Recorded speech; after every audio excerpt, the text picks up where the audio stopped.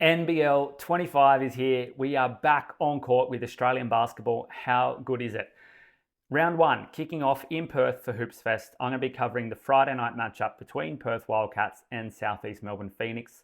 Now, I think Perth are going to cover the line pretty easily in this one, and I think the total is going to go over 182.5 points. 168 will definitely go over. Now, there are a couple of reasons why I think Perth will get up in this round one matchup, despite South East Melbourne having a 2-1 advantage in the season series last year. Now, South East Melbourne weren't a great team last season. They had some ups and downs, but they finished down the bottom of the table, while Perth are an elite team, an elite franchise, and have been for a number of years. What Perth needed to do in the off-season was surround Bryce Cotton with some shooting and alleviate some of that pressure that was kept building on their multiple MVP player, and was essentially a lot easier to defend him, even though he's a great player and was scoring 30 points.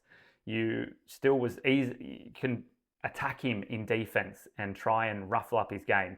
Now they've brought in guys like Elijah Pepper, like Dylan Windler, and even a local guy like Ben Henschel has improved out of sight in this offseason in his shooting. So I think they've achieved their goal of getting some more shooting around Bryce and making the defense think twice about how they defend against this Wildcats team.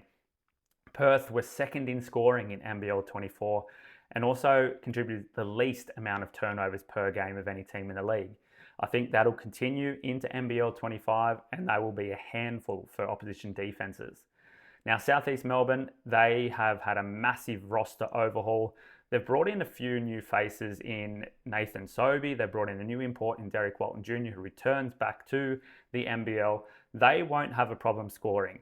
The problem I see for South East Melbourne is how they will defend. In the Blitz, the preseason games, they allowed two opposition teams to score over 100 points, and they were one of the worst defensive teams in NBL 24.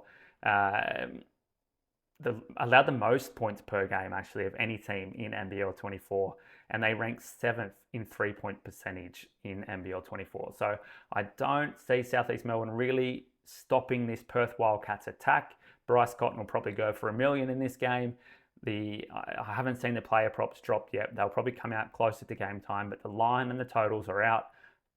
Perth Wildcats to cover the line, 8.5, and the total to go over 182.